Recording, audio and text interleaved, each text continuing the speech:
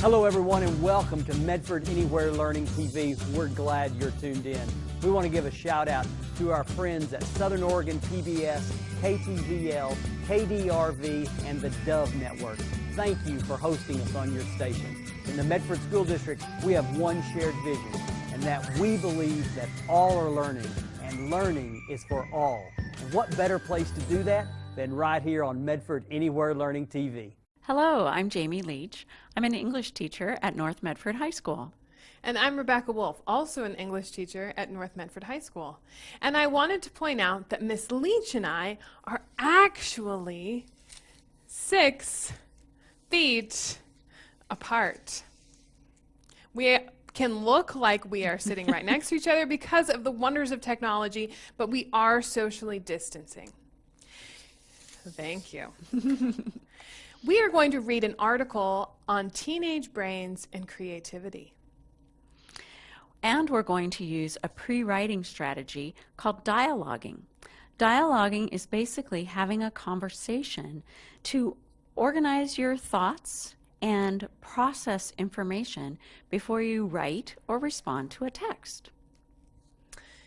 This article is titled, "What Teenage Brains Can Teach Us About Creativity." And it's from the Washington Post.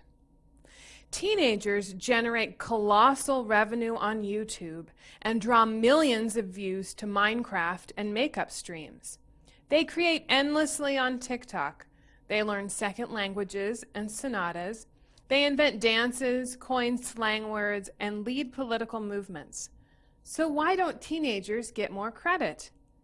For years, adults have regarded teens as impulsive and emotionally uncontrolled. Then, advancements in neuroscience helped to broaden our understanding of teen behavior.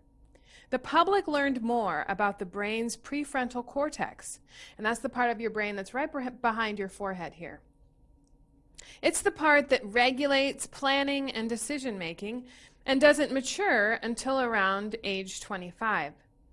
This went a long way toward explaining adolescents' often confusing behavior. However, it left adults more focused on the teenage brain's role in risk-taking rather than its role in learning and creating. That has frustrated some researchers. A sprawling report on adolescent development was released in 2019 by the National Academies of Sciences, Engineering, and Medicine. It noted that oversimplified headlines and adults' concern with teenage vulnerability have led to a fundamental misunderstanding of recent science. So, Ms. Leach, what does this make you think about? Well, I think about how the teenage years are a very confusing time. Mm-hmm. And so it's interesting that even scientists are confused about the teenage brain and how it's changing from childhood to adulthood. It's that right in the middle stage. It is a very confusing time. It is a confusing time. But I'm really excited that they are asking the question, why don't teenagers get more credit? Yeah. And the part that stands out to me about in this part of the article is the very first part where they say teenagers generate colossal revenue on YouTube, create endlessly on TikTok. They're learning languages and sonatas. They invent dances. And so it's so true that teenagers really are innovators. And I'm excited to read the rest of this article and see what the studies really are showing. Yes. And I wonder what the implications will be for us as teachers. Right. And how we might be able to help our students because we understand their brains better. Well, let's keep going. The next section is called Brain Development, is about growing and learning. The report on adolescent development is part of a growing effort by nonprofits, scientists, and policy scholars to reframe how different disciplines, like education, and the general public think about adolescence. It's true that the emotional and rational parts of teens' brains develop at different paces, but that's not necessarily a bad thing, researchers have said. Fixating on the negatives overlooks the very opportunities that can help teens learn and grow. Teens' fearlessness can be a concern to adults, said Adriana Galvan, director of the University of California, Los Angeles Developmental Neuroscience Laboratory. However, it is exactly that fearlessness that makes adolescents thrive in the space of creativity and enacting social change. The teenage brain's characteristics, including its inclination towards taking risks, are what prepare teenagers for adulthood. That's what lends them to a sort of superpower in learning, acquiring skills, and creativity. Teenage brains are at a unique neurological stage. They can adapt, like in childhood, bringing up new connections and pruning away unused connections, but they're also starting to gain the adult ability to think abstractly, to envision the future, and to make social connections, Galvan said. So, all this talk about being at a transition point and adaptability makes me think about Greta Thornburg. She's a Swedish teen, and she's become a huge leader in climate change. She actually started out when she was still considered a child, when she was in 6th grade, and now she's 16 years old, speaking in front of the United Nations and the World Health Organization and other environmental groups at a worldwide level. Think about the fearlessness of that. Wow, that is so cool to be so young and yet to be able to have this kind of impact on the world. Mm-hmm. One of the things that stands out to me here as you were talking about brain development is the part where you read, it's true that the emotional and rational parts of teens' brains develop at different paces, but that's not necessarily a bad thing. And that this lag time maybe in the rational part of the brain being developed is just a way for teens to have the opportunity to make all of these decisions and perhaps take some risks or do some things they wouldn't have done otherwise. And so that brings me to this question. When we think about issues that are important to us, what is something that you would change if you had the power to make that change? What do you think, Ms. Leach? Well, I really am a fan of Greta Thornburg and her idea of taking care of our world. I got so excited when we started recycling plastics again. That made my day. And so I would want to look at more ways that we as a country can do recycling here in the United States, as opposed to having to send our recycling to another country. It's something I'd like to look into. I would like to research how we can better go back to our normal lives after, we've had this social distancing from coronavirus. Is there a way that we can be safe and also return to doing some of those activities that we cannot do right now? That's a question that I have. Yes. It's going to be very, very different, isn't it? And I wonder if there are teens that have ideas that could be shared on a larger scale than maybe they even think. So here's a question for you that you can use to develop your own writing. Think about the issues that are important to you. What is something you would change if you had the power to make that change? The next part of the article is titled, "A Discovery Pointing to Positive Feedback." The prefrontal cortex, remember that's the part of the brain behind your forehead, remains important to adolescent neuroscience, Galvan said. However, recent research has also focused on the regions that contribute to teenagers' socio-emotional development, and the understanding that these regions don't develop in isolation. The prefrontal cortex, the social regions, and other parts of the brain are also building and refining new connections between each other. It's a process just as important as the maturation itself. In her research, for example, Galvan has examined the connection between the brain's striatum, a region associated with reward-seeking behavior, and the hippocampus, associated with learning and memory. Her work suggests that the connection is especially strong in teens, and that adolescents are more likely than adults to learn from positive feedback. This could have applications for education, she said. Let's say the adolescent brain is really good at learning from rewards, Galvan said, driving the kinds of thrill-seeking behaviors that otherwise put adults so on edge. If so, we should leverage that to help them learn. Risks, in other words, don't always have to be harmful, said Joanna Lee Williams. She's an associate professor at the University of Virginia's Curry School of Education and Human Development. She also contributed to the National Academy's report. They can be healthy too, like deciding to join the marching band. That was an interesting section, Ms. Leach. Yes, it was. One thing that kind of stood out to me here that echoed what you said earlier is that this connection that helps students learn from positive feedback is so strong in teenagers and not as much in adults. And those applications for education are so exciting. It is. It makes me think about how important it is for me to always be telling my students when they're doing a really good job. Mm-hmm. Yeah, that positive feedback is so important.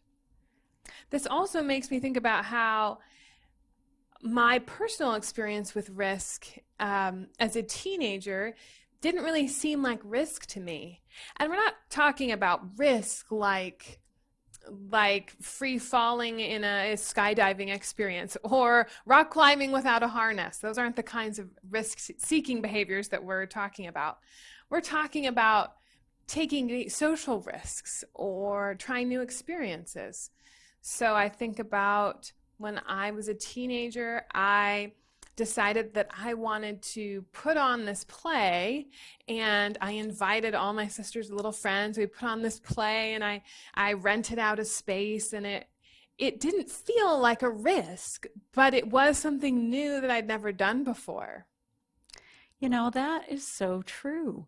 When I was in high school, I remember I swam on the swim team, and for my senior year, I thought it'd be fun to do something different. Mm-hmm. I decided to try out for the flag team, and I didn't see that as a risk either, even though I guess it was. I really just thought it was something different that I'd like to try for my senior year. So sometimes I think we need to look at risk a little bit differently. Maybe it's not that big scary thing. Maybe it's just a change. And that change is something that you really want to do that may be out of your comfort zone. And we'd like you to think of a time you have taken a healthy risk, like joining a marching band. What did you learn from that risk? The final section is called Families, Environments Contribute to Brain Development. The positive aspect of risk-taking doesn't mean lifting all limits on teenage behavior or waving away risks entirely, but parents and educators can start by understanding that some risks are crucial for learning and creating, Williams and other researchers say. Williams acknowledges that comes from a broad bird's eye view. The report's findings did not apply to every argument between parents and teenagers. Still, generally, teens' sensitivity to rewards means they might not simply ignore risks, but to think of them positively. Parents and educators can take advantage of that, helping teens learn from their mistakes rather than leaping straight to punishing them. The adolescent brain doesn't develop in isolation, said Galvin, who also helped review the National Academy's report. It develops in families, it develops in systems, and it develops in different environments. Any of those pieces can change a teenager's growth for better or for worse. Wow, that is so interesting, because sometimes I think as adults we forget what the teen brain is going through, and we do think you've made a mistake and you did the wrong thing and now we need to punish you for it. And it's a good reminder to us as parents and as teachers, educators, that mistakes are opportunities for learning, and to work with our teens to think about, what did you learn from the mistake you made, instead of how many weeks are you going to be grounded or lose the keys to the car or whatever the situation might be. So good reminders. It is a good reminder. And it also makes me think about Grit by Angela Duckworth, where she talks about this willingness to fail and this willingness to make mistakes. And that's really where our brains learn our biggest lessons, where we as people learn our biggest lessons and how our brains grow. So when we think about teenagers, and when you think about your own brain development, how have the experiences that you've experienced, the places you've lived, the people you've lived with, shaped you? It makes me think about, as I was growing up, my family moved so that my parents could go to college. We started out living in Iowa, in farm country, and my parents wanted to go different places and experience different things. So they went to college in Colorado and then later in Utah before we ended up moving to Oregon. And all of those experiences shaped me, so that after we had only lived here a couple of years, I said to my parents, when will we go to college again? And so we did actually go to Eastern Oregon one summer, and my dad took a class there, and we lived in La Grande, Oregon for a summer, and it had a whole different experience than Medford, Oregon. So it was fun to make me think of that. Mm-hmm. That reminds me of an experience that I had as a kid. I grew up in California, and we moved to Washington for a year so that my dad could try out a different kind of job. And I fell in love with the Pacific Northwest. And so in my 20s, that's why I moved up to Oregon. And so those experiences really do shape us. Mm-hmm. So then here's a question for you to think about. How have the people you've lived with and the places you have been affected you and who you have become? This question makes me think about how I ended up becoming a teacher. Because of all the educational experiences that my parents went through, I really did value education. And I do remember thinking, I don't want to become a teacher because both of my parents were educators, but it really was part of who I am as a person. And so because of the people that I lived with and the places that we lived, totally has made me into the person that I am, a teacher. Isn't that so true? Our environments do shape us. Mm-hmm.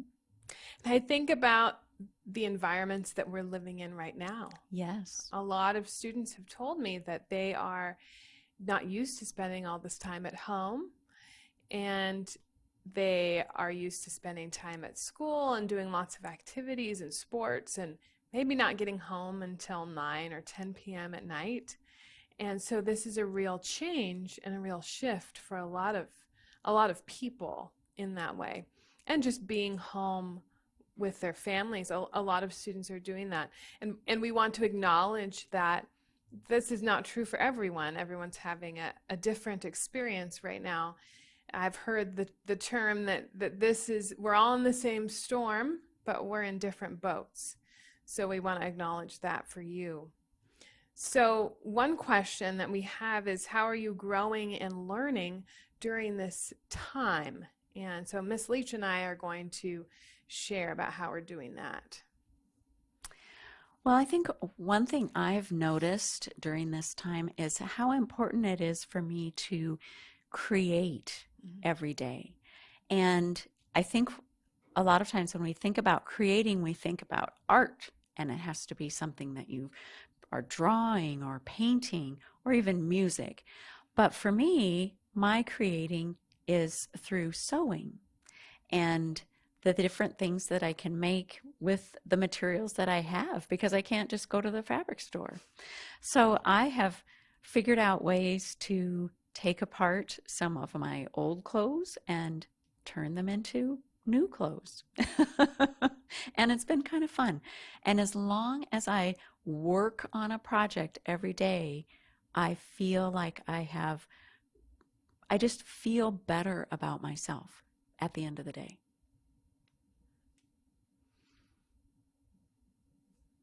One way that I have been growing and changing during this time is just spending some more time with my kids, and also realizing the ways that I want to be a better parent. And so I've started to do my own schooling in that way. My husband and I have.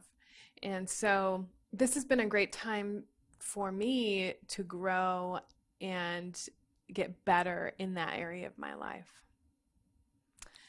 One question I think that it's important for us to consider is how have our lives changed because of COVID-19? We talked about that a little bit, but this is a question for you students to consider specifically. One of the school districts in Southern California, Anaheim Unified School District, is using this question for student capstone. So students can choose to join into this conversation and answer this question for themselves. This is a really important time in history. This will be in the history books in years to come. It's really important to create primary sources for people to look back and understand what individuals were experiencing during this time, during COVID-19, during quarantine. So this is something I'd encourage you to answer.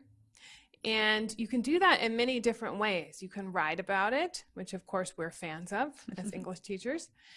But other students are taking photographs, creating pictures, and or skits, writing songs, etc., to document their experiences during COVID-19. Miss Leach, how has your life changed because of COVID-19? Well, it is kind of interesting to think about because naturally I'm an introvert. I know that sounds funny because teachers stand in front of students every day and interact in big, loud voices and so forth. But I really do like to be alone and do things by myself. But even for me, it's been difficult. I have missed my friends. And when Mrs. Wolf and I started texting and talking to each other about doing a lesson like this, I was so excited because it gave us a chance, even though we're 6 feet apart, to be together and see each other in person instead of just on text message or in Zoom meetings. So it's been interesting to think about because people think introverts, they're probably doing just great during this isolation time. But sometimes I feel sad and lonely, and I really would like a friend to hang out with. So today has been great to hang out with a friend and do a lesson together. How about you? What's your experience been like? Well, my life during quarantine has been really different. Obviously, teaching has looked really different, and I am on a teaching on Zoom. You know, I have a corner of my boys' playroom as my office. They're playing outside with my husband. But more than that, it's this lack of personal in-person interaction that I didn't realize that I would miss so much. The groups of students at school, going to church, being with friends, all those things are lacking, obviously, and so different. And so when I think about how I can express that, I've been journaling a lot, and I'm not really like a visual artist in that way, but I have made diagrams for myself and things like that. So that's how I've documented how my life has changed. Yes.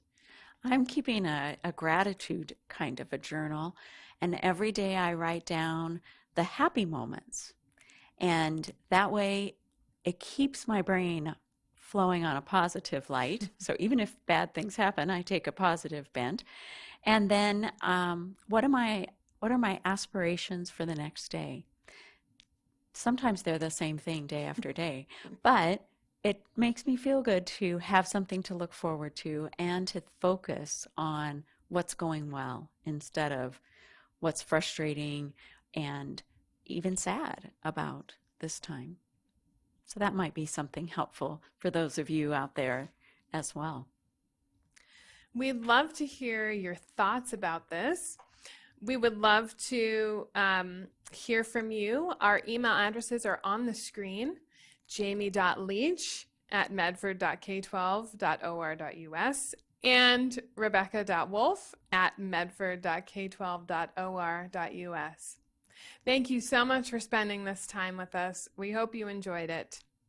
Thank you for watching Medford Anywhere Learning TV. Enjoy today. Thanks for tuning in to Medford Anywhere Learning TV. Medford School District is a place where all are learning, and learning is for all.